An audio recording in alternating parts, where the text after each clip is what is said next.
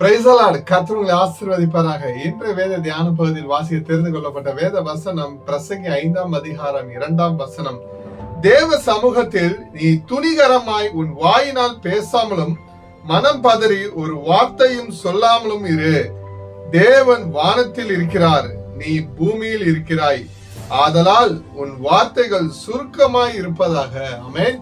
ஹல்லேலூயா. கிறிஸ்துவுக்குள் பிரியமானவர்களே, தேவனுடன் பேசும் போதும் ஜெபிக்கும் போதும் அவசரப்படாமலும் கவனமாகவும் அடக்கமாகவும் தாழ்மையுடன் இருக்க வேண்டும் என்று வேத வசனம் குறிப்பிடுகிறது. தேவன் சர்வ வல்லவர், மனிதர்கள் பூமியில் வாழும் படைப்புகள். எனவே வார்த்தைகளை சுருக்கி பயபக்தியோட தேவனுடன் பேச வேண்டும் என்று குறிப்பிடுகிறது. ஆமென். ஹல்லேலூயா.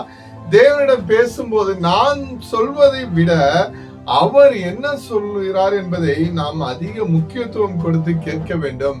வாய் திறப்பதற்கு முன்னே நம் இதயத்தில் ஆழமாக சிந்தித்து பேச வேண்டும். எனக்கு பிரியமானவர்களே, நாம் பல நேரங்களில் அவசரப்பட்டு தேவனிடம் பல வாக்குறுதிகளும் பொருத்தனைகளை கொடுத்து விடுகிறோம். பின்னர் அதை நிறைவேற்ற முடியாமல் சில நேரங்களில் தவறு விடுகிறோம், சில நேரங்களில் மறந்து விடுகிறோம்.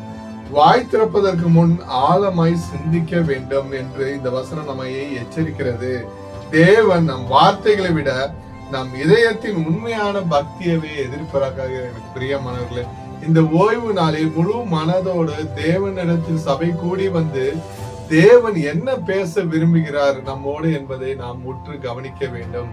நம்மை அழைத்த தேவன் உண்மை உள்ளவர். கர்த்தராகிய இயேசு கிறிஸ்துவின் கிருபை உங்கள் அனைவரோடு கூட இருப்பதாக. ஆமென்.